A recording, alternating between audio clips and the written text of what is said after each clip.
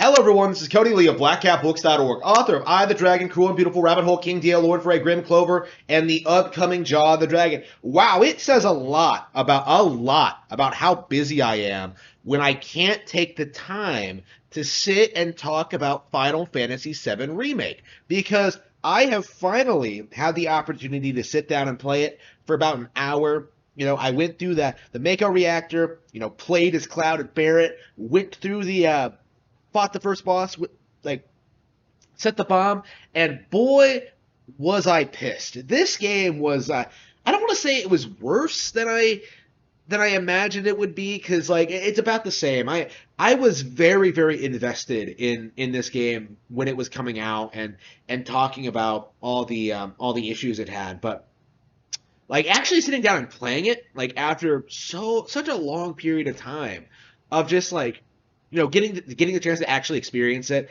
and then immediately refunding it afterward. Yeah, I was not only spot on, I was scarily so. So much so that I find myself disgusted at people like Maximilian Dude and I'm sure DSP saying this game was some kind of masterpiece when this was a complete disaster right from the get-go. They failed to remake Final Fantasy VII, right? This is not a remake; it's a reimagining that ruins the pacing of the original, ruins the characterizations, ruins everything, right? Ruins the combat, the general gameplay. This is not Final Fantasy VII. Is basically what this amounts to. This isn't the game I fell in love with. This isn't what I would have wanted from a remake. And I think the people who are defending this aren't real fans. I've been saying this for a long time, but seeing how Maximilian Dude, people like that, have never really moved on to other RPGs, haven't really played any other games like the original Final Fantasy VII. It feels like these guys just kind of bought into the hype that is Final Fantasy VII with no real regard or understanding for what makes the game legitimately good. And again, not the best ever. That's another thing too. Plenty of people who like Seven. If you were a big fan of Seven, realistically, you should be a fan of 6, 5, 4, 9, maybe 10. There are so many great Final Fantasy games. It's weird to me to think that there are people like that who played Final Fantasy VII when it first came out, told themselves, it doesn't get any better than this, spent 25 years not playing any other RPGs, and then the instant the remake came out, oh man, this is a masterpiece. It's not a masterpiece. It's not even worth playing. I kind of felt that way even while I was escaping the reactor. Is just why am I wasting my time with this piece of shit? You can't even call it a good action RPG, because there are better action RPGs out there right now. Stuff like Astral Chain, stuff the Souls games, I'm sure are better, Kingdom Hearts 1, right? Ys, right? There are so many games that handle the real-time action combat better than this does. And that's something I don't think I've seen a lot of people talk about, in that Square Enix alienated their core audience of fans of turn-based RPGs in favor of becoming more mainstream with this action-based combat. But their action-based combat is terrible in most cases. I haven't played Strangers of Paradise yet, the let's kill chaos, but I imagine it's the same deal, where you just walk up to an enemy, hit the attack button, and that's kind of it. The original Final Fantasy VII, it wasn't difficult by any stretch of the imagination, but there was character building, there was real depth to it. Each character had their unique abilities, weapons you could find, limit breaks. There were so many things about the gameplay of Final Fantasy VII, the original release, that gave it a lot of depth and gave it a lot of replay value, right? I love Final Fantasy VII, and to see them throw that away in favor of just having this generic action game is honestly really sad. I found myself just appalled at the decisions they made with the gameplay in this. It wasn't remarkable in any way, shape, or form. The enemy designs weren't great. It was just unbelievably generic. Again, there are better action games out there. Like, check those out. So now, like, secondly, the story, and I think, like I said, like the people praising this game aren't real fans, and I think that really comes off very well in how the story was generally received among the audiences. Because if you look at like people like Angry Joe talking about this, like they'll tell you that like, oh yeah, the story is bad because of the spacing problems and the Dementors, but that's kind of it. But no, like really, it's a fundamental problem with the game, in which they're trying, in which they completely fail to handle the core plot twist all that like all that adequately. Namely, the fact that Cloud was never in Shoulder. Like right from the get go, you are like foreshadowed with like Cloud acting weird and like making these weird statements and not knowing like certain things that he should know about. Like when it comes to, like the design of the reactors and stuff like that. Like having the headache problem. Like in the original, it was masterfully told. Right? Like it was hinted at and foreshadowed like way ahead of time, right from the beginning in a lot of ways. But like in this new game with the new visual style and like the upgrades, like it becomes so inherently obvious that something is up with Cloud that it ruins, honestly, like probably the most memorable plot twist in the game, like the one that like people, newer players like aren't aware of, right?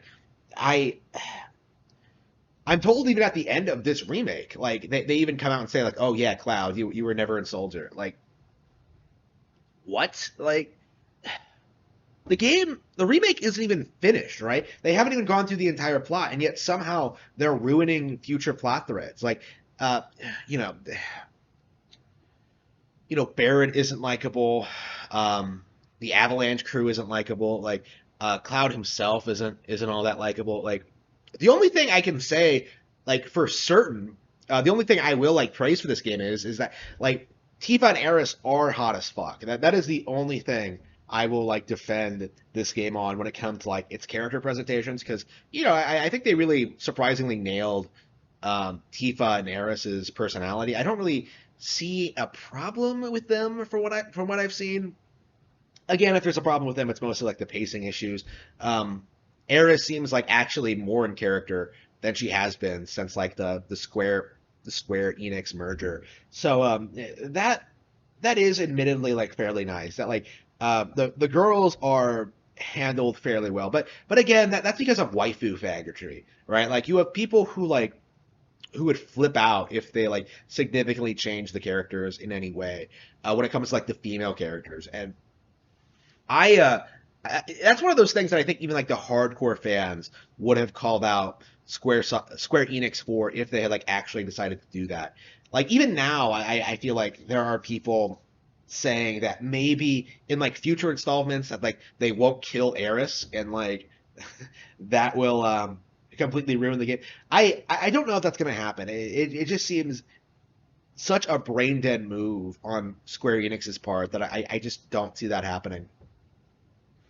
uh, at this stage. We'll have to see. Like they made so many poor decisions with this release that it it might be it might be in the cards. I'm not saying it's impossible, because this has been a joke for years. Because Square Enix has been going downhill for years, ever since they started developing exclusively for PlayStation. So I I I'm not going to say it's impossible for that to happen, but I'm highly skeptical it will. There's no way they would be that retarded. Okay, so yeah, the story is bad. Most of the characters are bad. Uh, the game doesn't look as good as people say it does. Like, what exactly are people praising when it comes to this game? It feels like if this game wasn't attached to like the Final Fantasy VII label, like if it wasn't like the part of the brand, like the Final Fantasy VII, like literally the face, I would say, of anti-Nintendo sentiments in the gaming industry. How I don't think anyone would be defending this. I really don't, because the game wasn't fun to play. It wasn't interesting. It had bad pacing problems. It's not pretty to look at. It just seems inorganic. Like, and above all, it's not finished. I think that's what this comes down to. Really, is this masterpiece action RPG did not go through the entire story of Final Fantasy VII. It failed to adapt the vast majority of the game. It failed to do much of anything. Like I just don't see myself like really. I feel that this game alienated its hardcore fans. I keep seeing like comments online about like how nobody's gonna buy the sequel, and like I've looked at like the numbers on Steam, and they're not impressive, to be honest with you. And I know the game's been out on like Epic Game Store for a long time, and you know it's a PS4 game, like primarily a PlayStation exclusive, but like it feels like there was no real enthusiasm for this game when it came out on Steam. And now that I've played it, someone who was like deliberately boycotting the game, like waiting, like watching and waiting for this kind of like multi-platform release, like I can tell you the game is shit. Like I can tell you that I won't be supporting it going forward. I can tell you that I'm not going to buy the sequels or download the DLC. Like fuck, I didn't even keep the game. Like I refunded it. So like with that in mind, it really needs to be understood that it feels like Square Enix like failed. Okay, like there's nothing more they can do. They can't make a real remake of Final Fantasy VII because people are just going to ask why they didn't do that to begin with. Like they can't like make sequels because it's going to end up the same way that Final Fantasy 15 did, in which it's going to become like a bloated mess in which that's never ever going to get finished. Like people don't talk about this, but Final Fantasy 15 never got all the DLC that they promised, right? Like nobody really cared, but like it's really noticeable to me. Like Square Enix seems to be in that point in their career where it feels like we're in the middle of a crash. Like it feels like this company is going way downhill and nobody is talking about that. And there is no game in their entire catalog that reflects that reality better than Final Fantasy VII Remake.